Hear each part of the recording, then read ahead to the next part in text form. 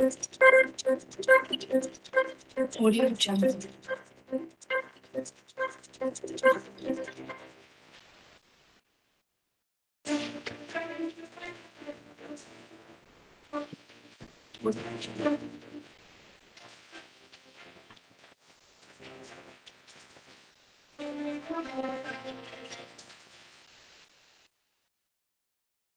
Good morning, good evening. This is CathLab TV. Again, the first Thursday in the month, exactly June 2022. And we changed a little bit the format towards discussing cases, coronary interventional cases, and discuss them and have presenters from all over the world. And today from Switzerland, from Triebelspital in Zurich. Present 2 or 3 cases and we will discuss it amongst us, and we also want to invite you to discuss it with us. And for that we have now a chat function which you can follow on our website on www.cathlab.tv/live, where you will find this live broadcast every first Thursday in the month. So no more Zoom accounts, no more login. You just can join us from your browser or your mobile phone, wherever you want. You can ask questions. Of course, these are anonymous, so feel free to ask any questions, and we're trying to answer them. So again, I'm very happy to have with me today our good friend and basically now fixed part of the team, Peter Dietrich, and his fellow, for the first time, Philipp Müller, presenting cases. So without further ado, I want to give you, Peter, the mic and have you present your first case. Okay, thank you very much, Gregor, for the invitation, and hello, everybody. So we thought to present some cases, and I had the idea to show some acute coronary syndrome cases and to show a bit how different they could be. So so it's entitled "Expect the Unexpected," and I'm going to show some cases, and maybe we can discuss what you think about. I am Oberarzt at the Stadtspital Triemli in Zürich, and my interventional fellow Philipp Müller will thereafter also present a really interesting case. I'm really curious about what you think about this case. So let's get started. I show you my first case. The quiz. So it's a 75-year-old male with a non-STEMI. He got hypertension and dyslipidemia as risk factors, and he had chest pain since the early morning, troponin rise, and CK was already elevated. The ECG was quite unremarkable, so quite a typical non-STEMI case. He had no pain anymore. So we went to diagnostic coronary angiography. Here the left system and here the right system. So before going into detail, you can already see that there is coronary heart disease. All 3 vessels are diseased. And the question we were confronted with was which one of the 3 vessels is actually the culprit lesion. So we had quite a tight stenosis in the proximal LAD. It was a bit hard to see, but there is an eccentric plaque you can maybe appreciate on the right side. So this is one option for the culprit lesion. Second option would be this medial RCX circumflex lesion. And further down in this marginal branch, there is actually one more lesion that could be the culprit. And the RCA as well was diseased, so in the middle part could also be the culprit, quite a big vessel. So the question here is for sure, which is the culprit? And I think this is something we see, or I see quite often during my calls, that when you treat non-STEMI patients, it's sometimes it's easy, but sometimes it's not that easy to tell which one is the actual culprit, because the ECG doesn't tell you anything. What for sure can help sometimes is the angiography, the LV function. So I'm going to show you this next. So this was his LV function. We didn't have an echo. So, question to you: what do you think about this case, and what would you do next? Maybe you can go back and show the angio. Yeah, sure. On the right side, but from the so we have this very high grade stenosis on the proximal LAD, as you said. The circ looks diffuse, but I think the highest lesion is something in the distal part. It could be a dissection or just a very eccentric plaque. But the myocardial area is not too big. And on the right, I think was in the, if you can go back again, just to show the audience. Yeah, this is the right here. The right is also tight. The right is not too big of a vessel. But I think, I mean, in a multivessel disease patient, sometimes I think it's probably rare, but just from the likeliness, you can have all three as the culprit lesion. But as you said, none of them is really very high, like 90%. They're all about the same. And the myocardial area, I would guess, is almost equal amongst all those three vessels. And when you look at the LV, this one here, to me, it looks like a Takotsubo almost, like an apical ballooning. So Absolutely, basically, the patient could also have had stable angina for months or years, which was treated maybe medically, and now has something else. So he has lice and fleas, how we call it in Swiss German.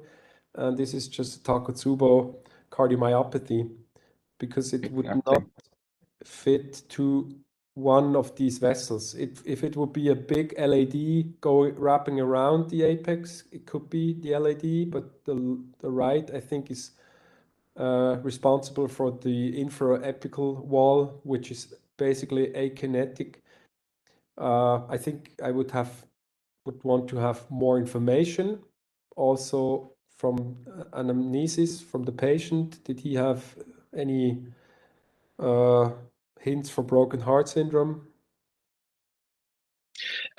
Exactly. So I think that was also what we thought, that like the LV function did not really reflect the angio or what we thought could be the culprit. And we asked him if there was a history that could fit.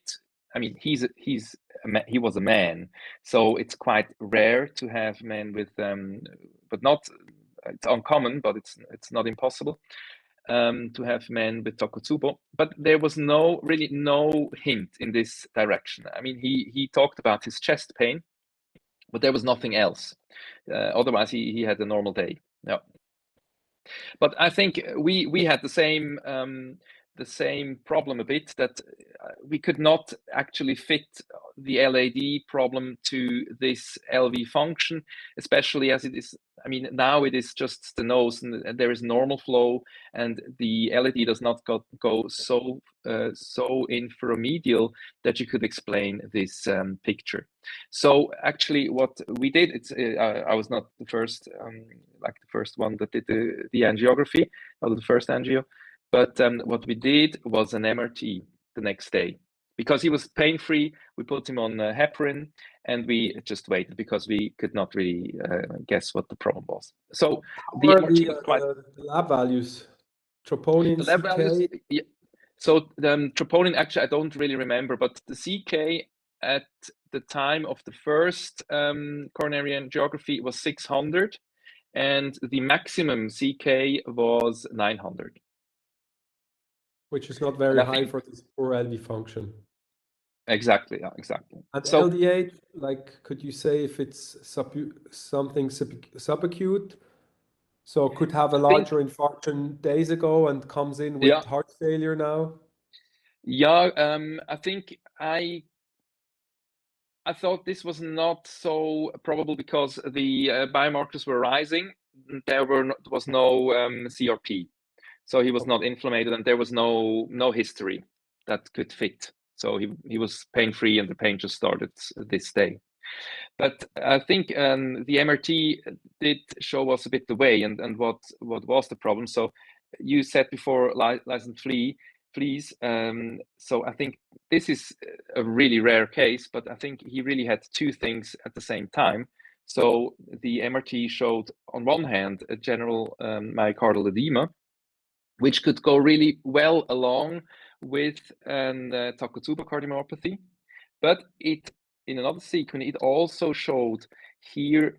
I don't know if you see my marker here, but here and here you could see localized edema that would point in the direction of a myocardial infarction.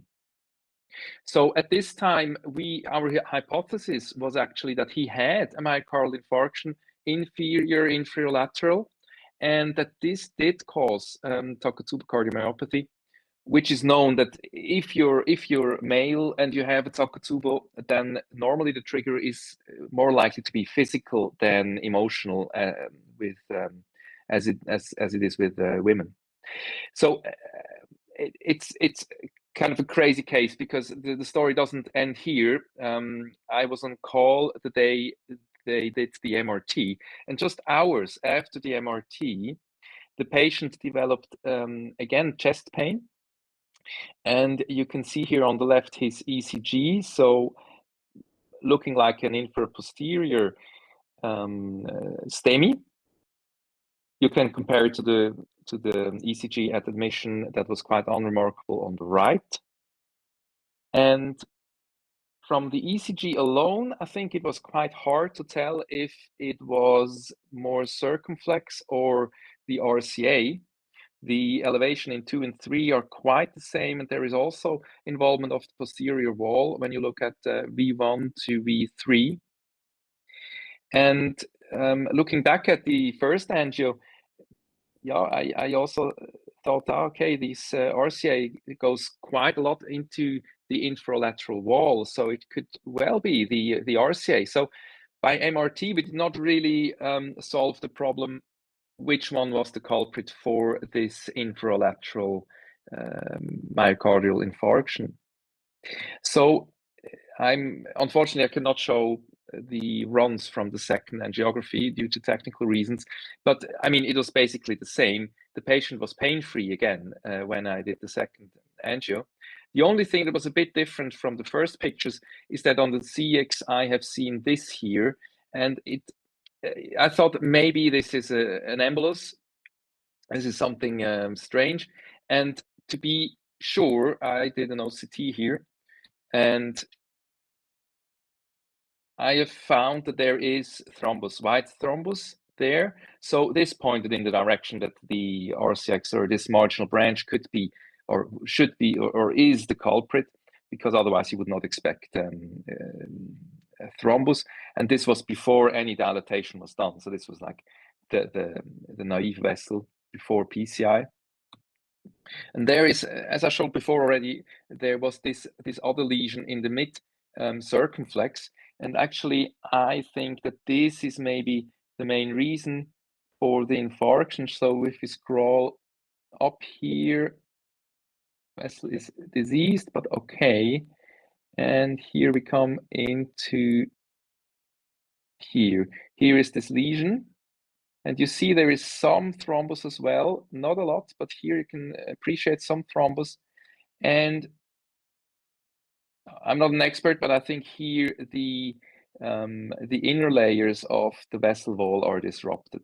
So my hypothesis would be that this was the culprit lesion that caused some embolization into the marginal branch, caused this myocardial infarction that we have seen in the MRT, and then caused the Takotsubo cardiomyopathy. So we treated this vessel, and made him come back for the LAD treatment, which in this case I think helped us because I mean, LV function was bad, and so we did know that the LAD was not the acute vessel because I did also an OCT on the LAD, and here the endothelium was intact, so I could be quite reassured that we can do the LAD when his LV function was back to normal again, recovered from the Takotsubo, and then you have, I mean, it's a bit less dangerous, let's say. That's the first case. Any comments? Yeah, first of all, great case. Not so easy to solve. Was that a Pac-Man Amy patient because you do OCT in all vessels, or I could think so, yeah. regularly? No, it was not. No, but No, but I mean, it's great. Imaging helps, and if you decide to do imaging and spend the extra money, then you might as well also interrogate the other vessels. It helps you, even if it's staged, it helps you to delineate the calcium and choose your treatment strategy for optimizing result. Can you go back to the initial angio, please, where you showed the right anterior oblique shot of the circ? Because when you look at the right here, I mean, it's this tight, one here, but yes, it's a soft lesion. Then you this see one this here, exactly, and yeah. this looks like it's dissected, or Mhm. it has a little bit of a haziness to it, and the disruption of the vessel wall, whereas the proximal lesion where you showed in OCT that it's very tight, it's smooth on the surface as well as in the LAD. So from that, like this one is tight, but it's probably a stable plaque according to OCT. And if you look at the distal circuit, looks more unstable just from the angiographic view.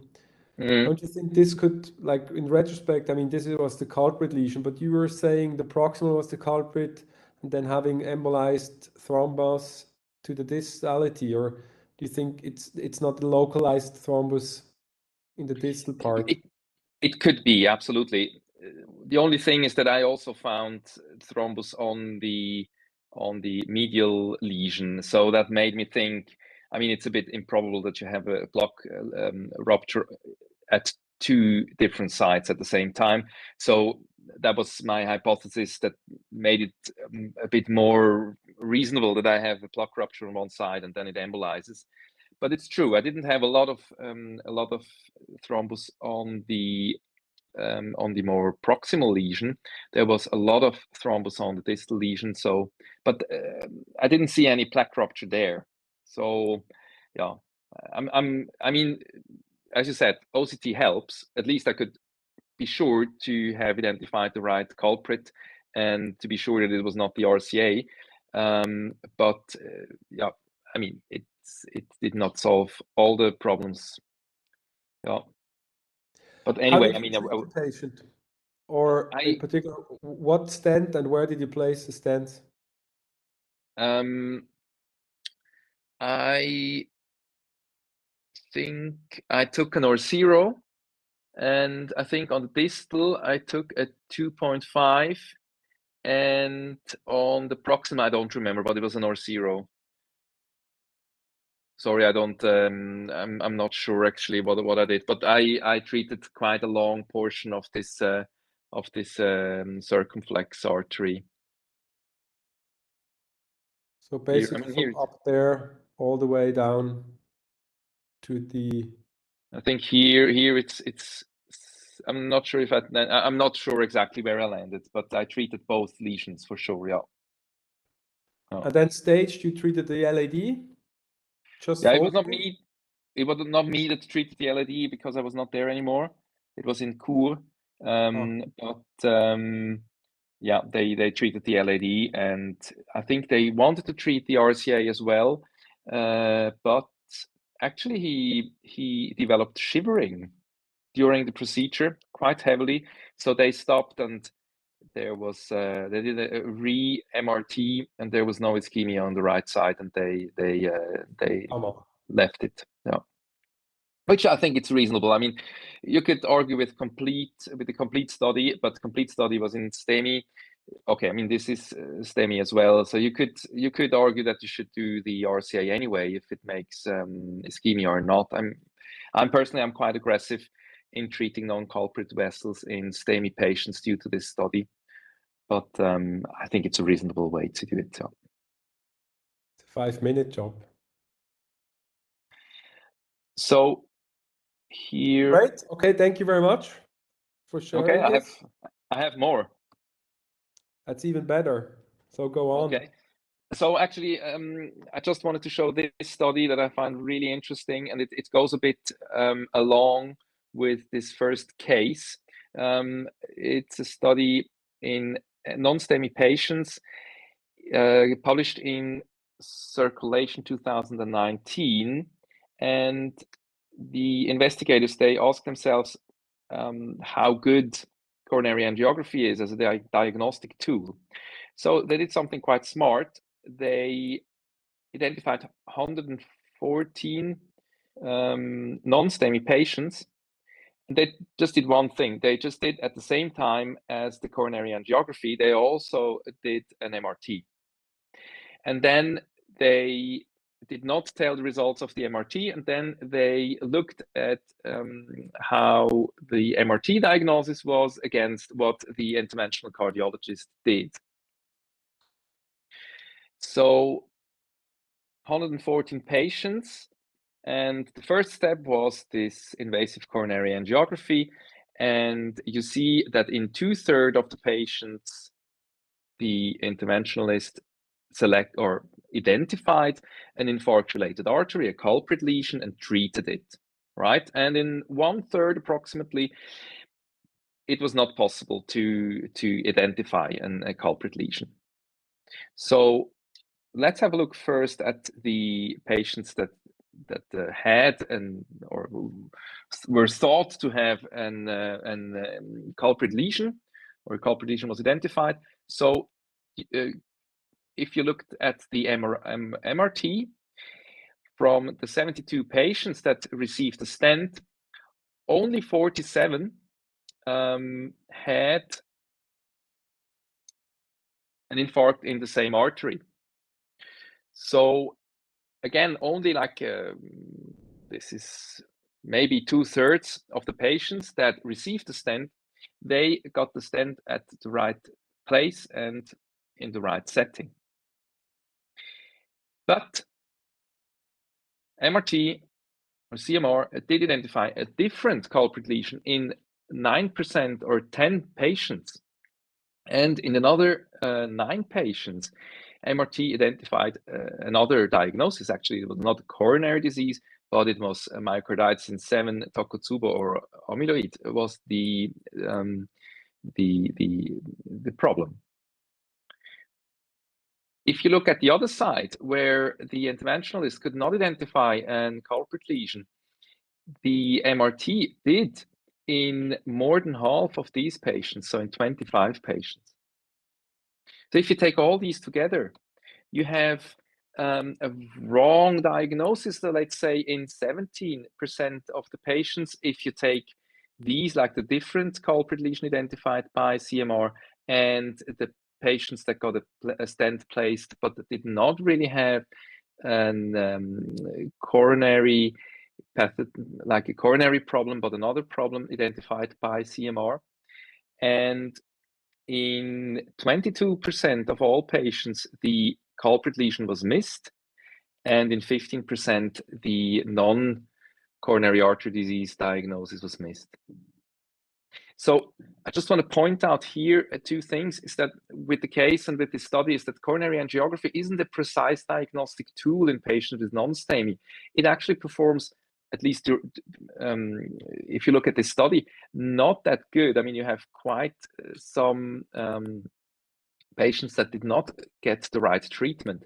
And I do think, as shown in my case, that imaging modalities in any way can help in the diagnostic process.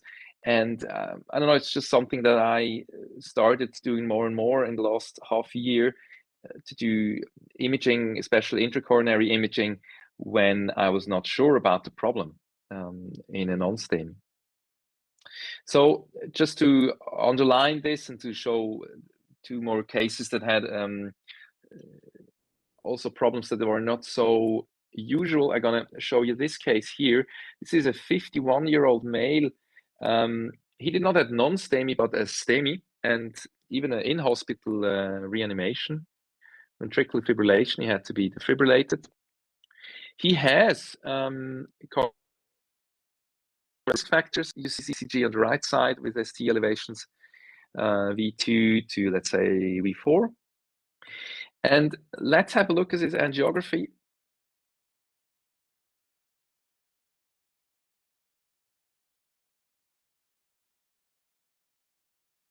So it's an anterior STEMI. So we expect something to be wrong on the LAD. And yeah, as you can see, the LAD is diseased. It's not normal.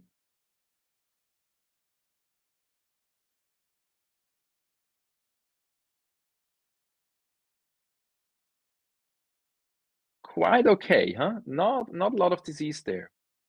So I don't know why, but this, I don't know, it to me it looked strange. I didn't know what I should make out of it. It was not what I expected. And especially if you look really down at the apex, there the LAD becomes, yeah, quite, it looks healthier again. So I decided to do an OCT, and I think here, just to mention it, I think it's important if you do OCT in a narrowed segment where you expect that the flushing is not that good, you just should trigger it manually. I mean, I didn't want it to pre-dilate first because I was not sure what I had to deal with. And Peter, yeah, was this a female patient? no, it's a male. It's a male patient, and he had hypertension and dyslipidemia. Yeah. But what do you think about? That's Scott? exactly. But I thought about Scott, and I thought, and then the second thought was, but it's a man, and he's got risk factors, and he was not. Wait, I think he was not that. Yeah, 50. Also, Oh, yeah. yeah, sorry. Oh, it's good. I mean, the LED is wrapping around the apex and goes a little bit to the lateral wall. So I would, if you go to the ECG, I would expect a little bit more ST elevation within maybe V4 or 5. So it's Maybe, yeah. It's only actually in the septum. And if you look at the septal branch, at this big septal branch, first I thought it also looks a little bit strange, like hazy dissected, or is it a side branch of it? I don't know. But you will solve it, I think, with your MRI. Yes. Here is the LV function. You see, it's infarction there in the LAD territory. So here I'm going to start the OCT for you. But I mean, for sorry. OCT, you have to do two things. First, you have to bring a wire down and then inject a lot of contrast. Yeah. When you were thinking about Scott, were you not afraid to put the wire down there? I would not say I was not afraid. I think I was a bit afraid, but not afraid enough to not do it, because I don't know, I didn't see any dissection membrane. I didn't see any staining that was there left in the coronary artery. So I thought more about hematoma, intramural hematoma. The patient was having chest pain still. No. No. No chest pain. But yeah, but I mean, it was maybe you're right. Maybe I could have left it, but I was actually quite close to just treat it, you know. I mean, this was the other option. And then I thought, like, yeah, also before I treat this, because I was really not sure about the about the diagnosis. I think it's more reasonable to do an OCT.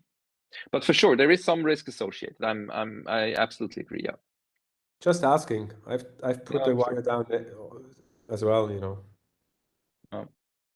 So wait just a second. I have to move this here a bit as I see it myself. Okay. So I don't know if you can appreciate it, but I think here already, I think you can see that the endothelium is not damaged, but there is a room between within the medial layer here, and this is all hematoma. You see it a bit more clearly even to the proximal part of the vessel. Here you see there's three layers, relayering here of the inner parts of the vessel wall. And around is a lot of hematoma, and the endothelium actually is intact the whole way. So it's quite a typical example of a spontaneous coronary artery dissection, even though the patient actually did not have a special history for that. But I think in this case, this was quite a game changer. I mean, I did not treat him, and we looked for other reasons why he could have a SCAD. We did not find any connective tissue disease or any other problems with the arteries.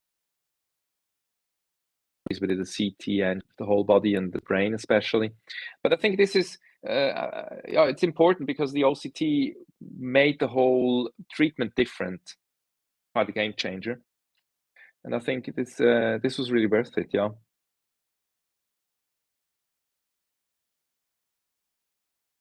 Oh, I can't hear you. Can't hear you. Sorry, classic issue with the mute button. No problem. It's a crazy image, and I've never seen it such a pronounced hematoma. Can you see any entry in the proximal part? Because you say correctly the endothelium is completely intact, and it's also 360-degree detached from the adventitial tissue. Yeah. Which could become an issue because the inner layer of the vessel is completely detached from any perfusion from the adventitia. Yeah, okay, I see what you mean, yeah. Issue, but it somehow must have an entry somewhere, probably too small to see. But I mean, the endothelium can be intact if it's just but somehow the blood has to come from the lumens to the subintimal space. Yeah, but I'm not sure. I think one hypothesis at least is that it's a problem of the vasa vasorum, that they rupture, and that it's hematoma of these. Yeah. So, yeah. I mean, I don't know, but so it's because here, yeah, I looked at it several times and I did not see. So you didn't find an entry. So must be, as you say, some adventitial vasa vasorum that bleed.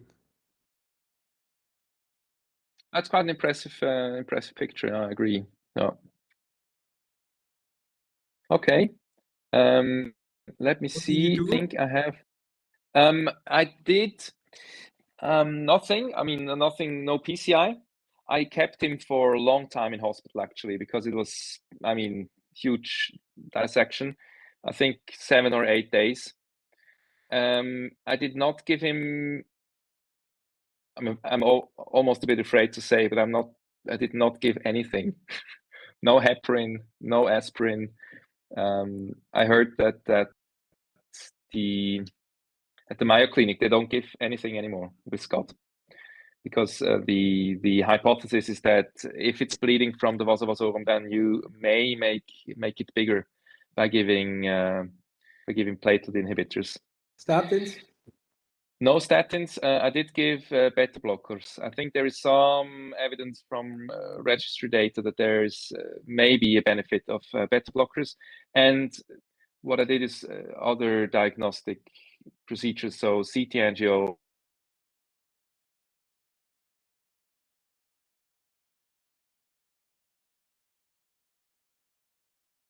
Renal arteries, I think these things you have to do. No. Did you do a follow-up angiogram? No, would you? Or a CT? I mean, I thought about doing a CT. I just have bad experience with SCAT patients doing angiographies because once I did maybe had a guide dissection or with a diagnostic catheter in a SCAT patient. So yeah, I'm a bit reluctant. If you have a dissection membrane, they will stabilize and be still visible, and then you're tempted to wire the true lumen. You're never at the true lumen. You make everything worse. This is my experience. So I would just follow them up clinically. There's no more event. You can also do a stress test. I would just leave it.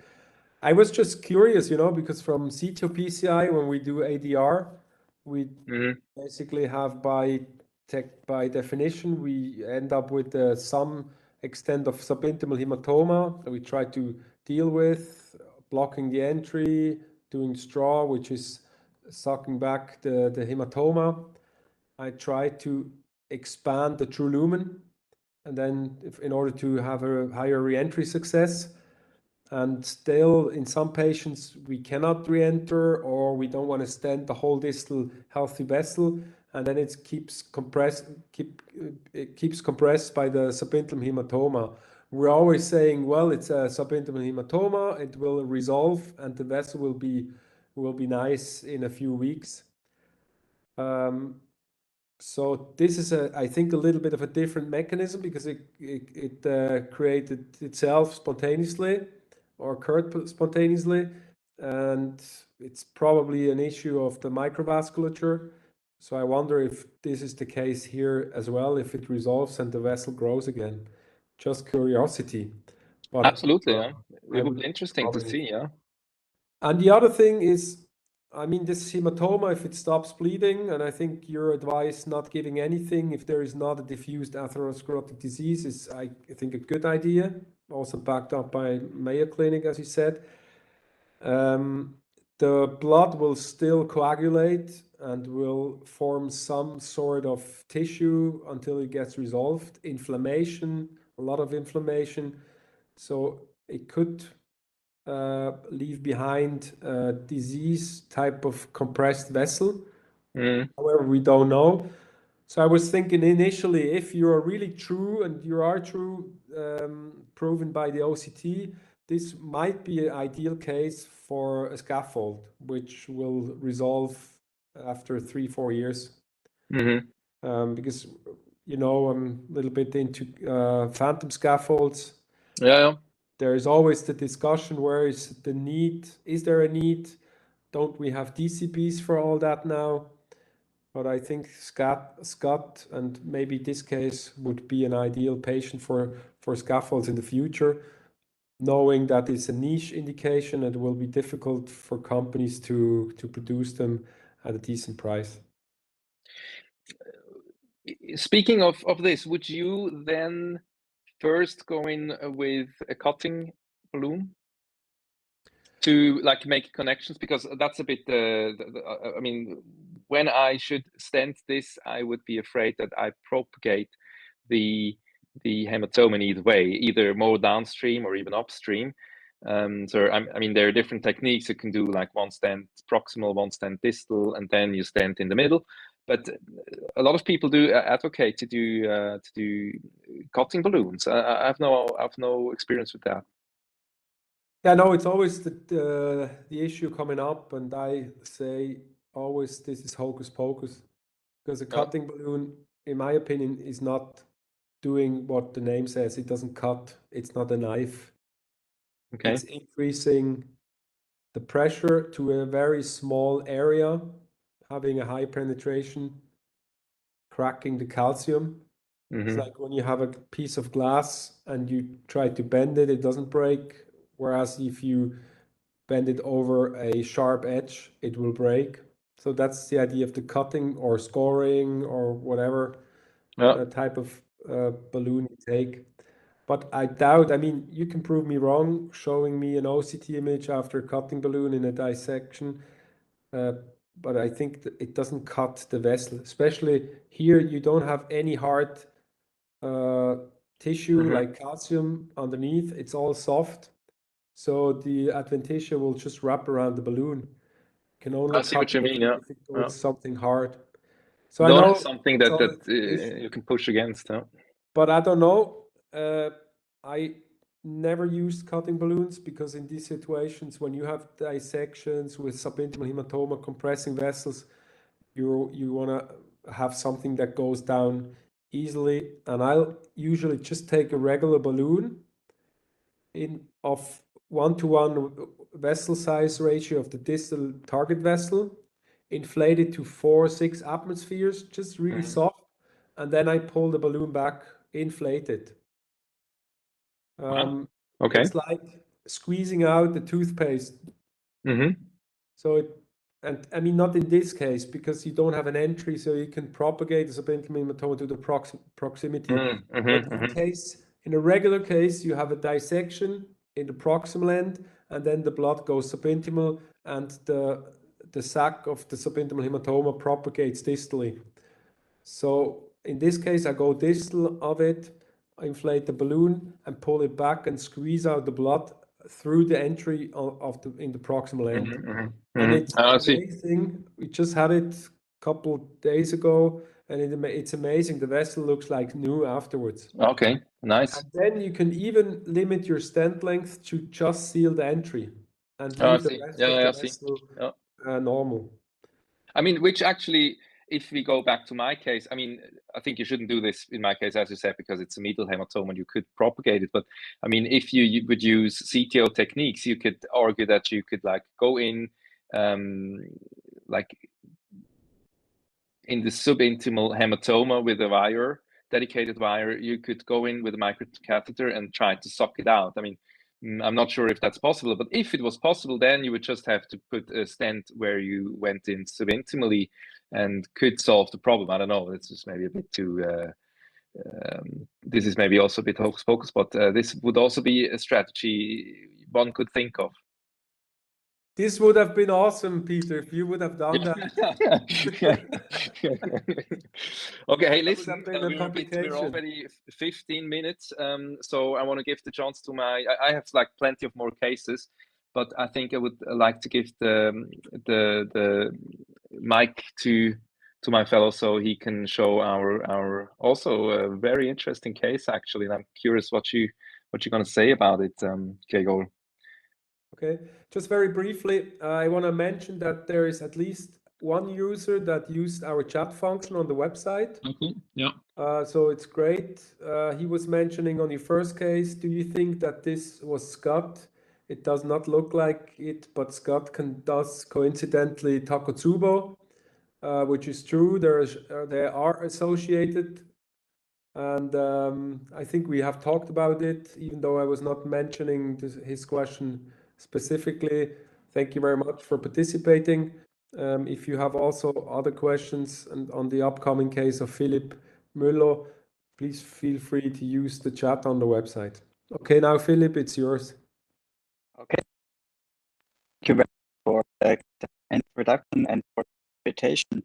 To this short, which has their complication.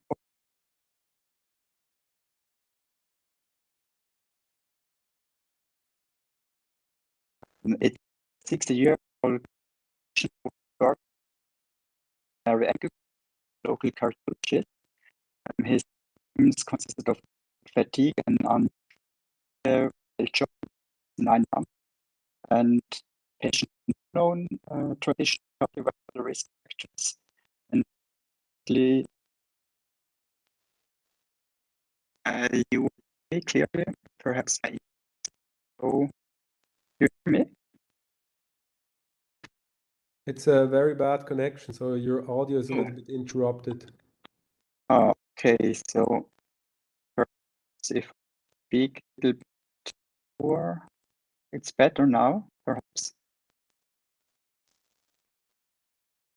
You look Try again. I think it's a bit better now, yeah. Philipp, maybe you stop your video camera on the bottom, then Ah. use less bandwidth. Maybe it's better. Yes. Try that.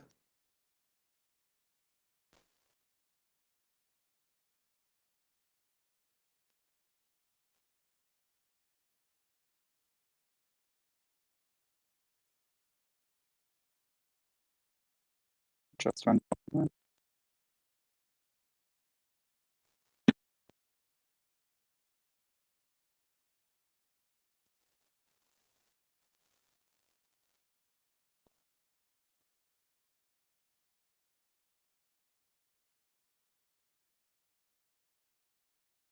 Try speak again. Yes. Now I think now it should be better. Yes. Okay, very good. This one, you will still see my slides? Yes. Oh, so this patient, the 60-year-old with the general fatigue and unusual dyspnea symptoms, he was referred by his local cardiologist for invasive coronary angiography. The patient had no known traditional cardiovascular risk factors, and his only medication was seen for depression. The cardiological workup showed a normal LV function, transthoracic echocardiography at rest.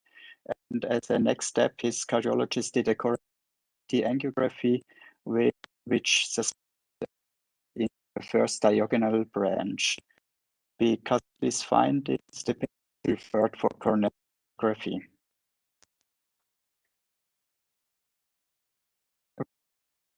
History, we were a little bit surprised when we saw an iron deficiency anemia with a hemoglobin and a ferritin of 4 in the routine before the angiography.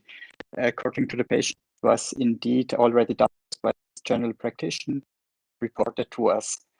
According to the patient, a gastroscopy was already done, which showed no signs. There were no signs of active bleeding. We decided to do the invasive coronary angiography as planned, at least in a diagnostic manner.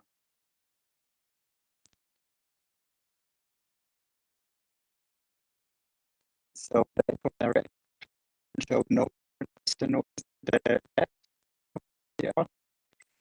apical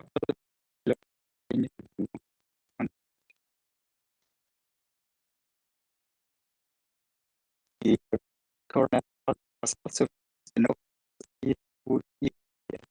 You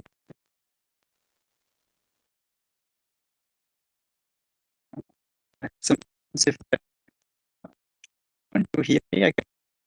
Philip, we cannot hear a word. Hmm. Sorry, I don't know what the problem is. No, otherwise, you know what, Philip? I mean, I could just comment on your slides. I'm sorry, but or you could try once again without your headphones. Maybe that's a problem. Ah.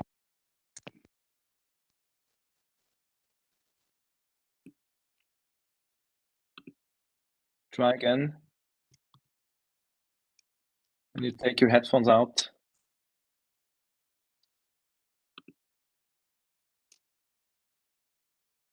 Or buy an Apple Macintosh. Sponsored by Cath Lab. Yeah, exactly. Should have an Apple logo here on the other side. Exactly. No problem. I'm in a Okay, meeting try. with Steve.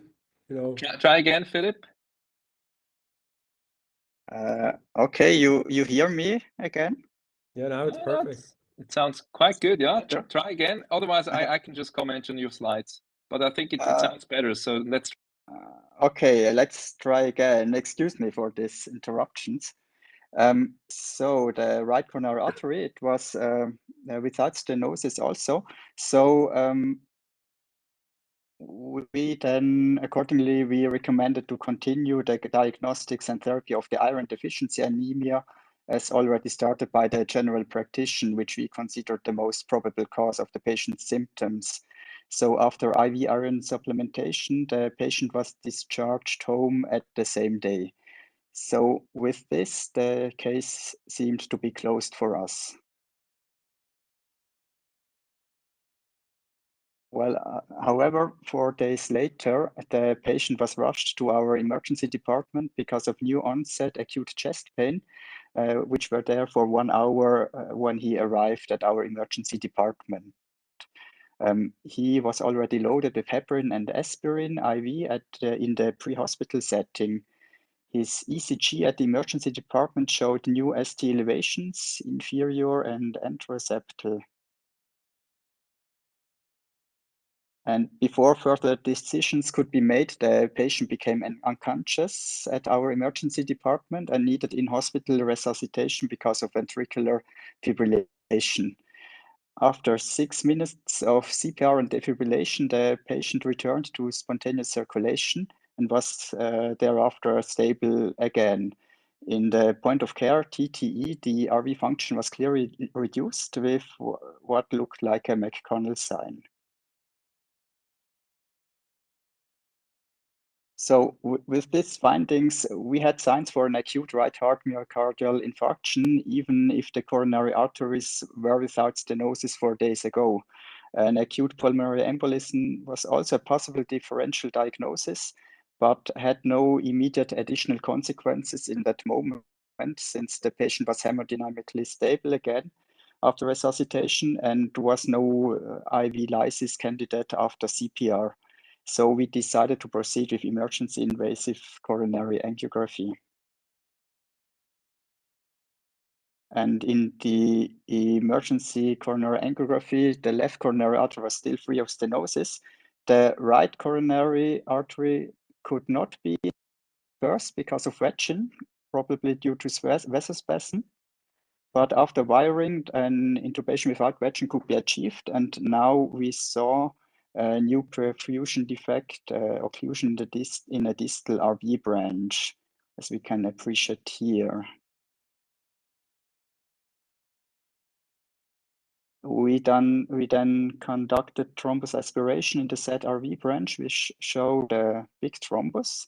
And after thrombus aspiration, the RV branch once again looked angiographically free of stenosis and without calcification.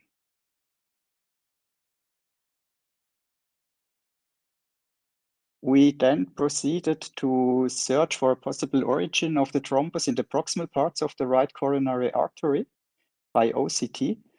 Here on the left, you can see the pullback of the mid and proximal RCA, which showed no signs of plaque erosion or rupture, just some seamline artifacts. For the ostial RCA, we also saw no sign of plaque rupture or erosion in the stationary run with repeated contrast flashes.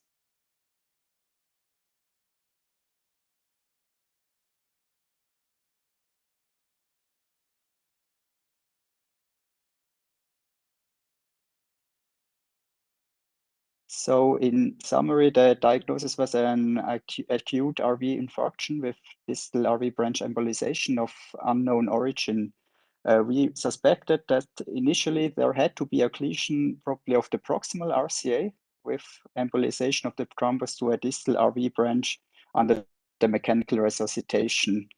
At first, there was also the suspicion of a pulmonary embolism, perhaps, and simultaneous paradoxical embolism to the RCA because of the TTE findings at first. However, further diagnostics with CT scan did not show any pulmonary embolism or signs of malignoma. And in the transesophageal echocardiography 1 day later, there was also no PFO. Luckily, the RV function was also already normal 1 day after the infarction. In the further course, we also did a colonoscopy, which also did not show any signs of malignoma, but showed big hemorrhoids as possible explanation for the iron deficiency anemia. So with all these findings, the initially suspected paradoxical embolism was very unlikely. So we, last but not least, had to suspect an iatrogenic endothelial erosion of the ostial RCA during the initial diagnostic coronary angiography. as as a probable cause of the acute RV infarction. Another hypothesis was a spasm of the proximal RCA with secondary thrombosis in the RV branch, which caused the wedging of the catheter during the coronary angiography. However, we could not prove either of those hypotheses. So we pragmatically started the patient on antithrombotic therapy with aspirin as well as beta blockers. And after further uneventful hospitalization and no neurological residuals, the patient was discharged home after 3 days. A follow-up visit in our clinic is planned in 4 weeks. And with this, I already reached the end of my presentation, and I'm looking forward for the further discussion. Thank you for your attention. Thank you very much, Philip. Now we could hear you really nice and clear. Oh, And I'm also curious about what Gregor thinks. We have to remind again what you said, that it was like this happened all 4 days after the initial coronary angiography, and we did the OCT to show that or to look for something that was wrong in this vessel, like a dissection we could not see or anything. And the only part we could not really see, as you said, was the ostial part. We tried to do it in a stationary mode to at least get some idea or shoot some pictures as close to the ostium as possible. But as you can see, the image quality was not perfect, and for sure, because flushing was not perfect, and for sure we could have missed something in the RCA ostium, which is exactly where the problem could originate from, because there we intubated during the diagnostic angiography. So curious what you think about this case, Gregor. Did you have a similar problem once? Well, interesting case for sure. I wonder why you do choose. I mean, I agree you need OCT for the resolution to see erosive endothelial that can cause localized thrombi. But you were expecting something at the ostium. Why were you opting for OCT and not IVUS? Because we don't have IVUS. Easy question. Okay, or not yet. Good answer. I knew it, but this is mostly or the most likely limitation for a lot of hospitals. For other questions, they have I think the prevalence of IVUS is higher, and they lack of OCT to answer other questions such as nice bifurcation stenting. So you're usually limited. What you can do, I mean, it's experimental a little bit, but you can inflate a big balloon, a 4-0 balloon filled with contrast, and trap the OCT catheter between it, and then you can OCT the ostium through the balloon. But usually it does not really give nicer pictures. The whole image can be distorted. I think the easiest solution to it is what you did already with the stationary OCT. But as you see, or as you showed in huge vessels, and this I think is a 4-0 or at least ostium, it is almost impossible to flush it free of blood. So you're limited that. But I think right here, there might be a plaque which resembles a little bit of a vulnerable plaque at 9 o'clock. Like here, when you pull back on the stationary image on the right, you let it run. Let it run to the right. I think you're also moving a little bit, and at one point on the left side, like at 9 o'clock, it looks a little bit like a soft plaque, but it's difficult to prove. And like here, it could be, as you said, but you cannot definitely not prove it. So, and also you excluded all distal and embolization of thrombi. It also looked like a white thrombus on your aspiration specimen. So it's difficult. Yes. It must be localized thrombus, I think. because it's difficult if you think downstream. Let's say patient has paroxysmal atrial fibrillation. It comes out of the left atrial appendage. The thrombus would look different. You excluded PFO, cryptogenic stroke. That would be maybe older thrombus from the leg. Looks different. Although we know that these thrombi usually embolize into the right more often than into the left system. But it really, I think it's very plausible that it's a localized issue from the ostium of the right. So after all, I think you have no coronary atherosclerosis. You have an infarction. So by definition, this would be a MINOCA, right? Yeah. Even though you find thrombus, but not on an erosion, but distally embolized. Asking about treatment, what would you treat?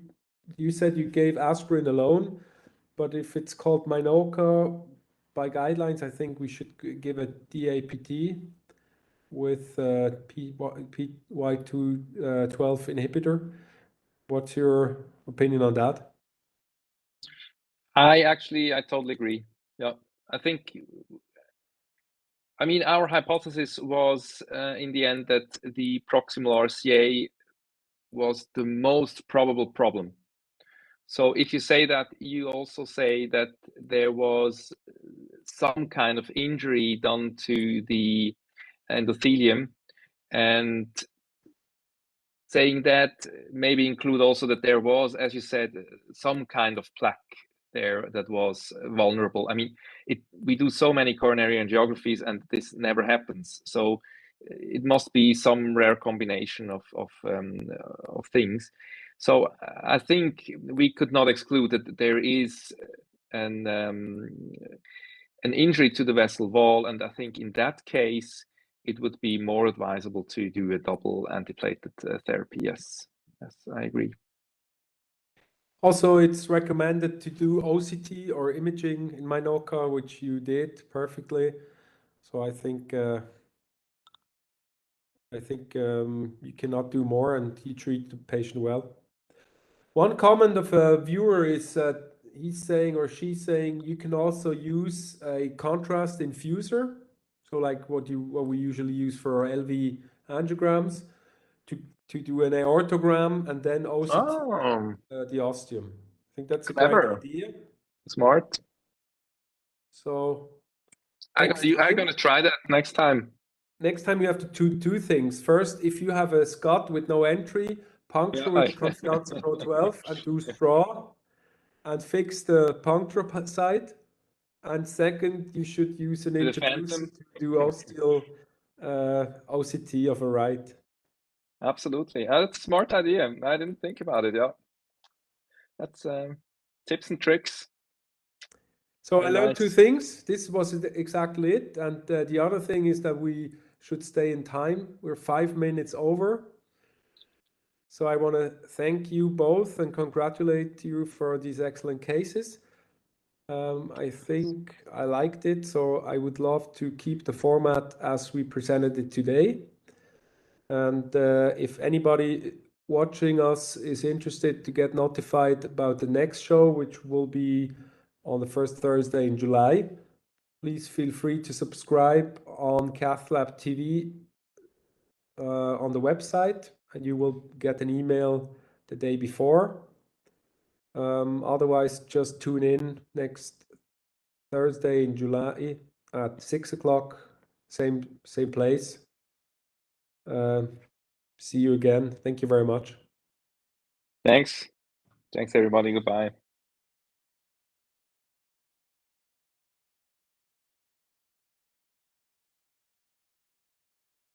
Gut gewesen, oder? Ist okay gewesen?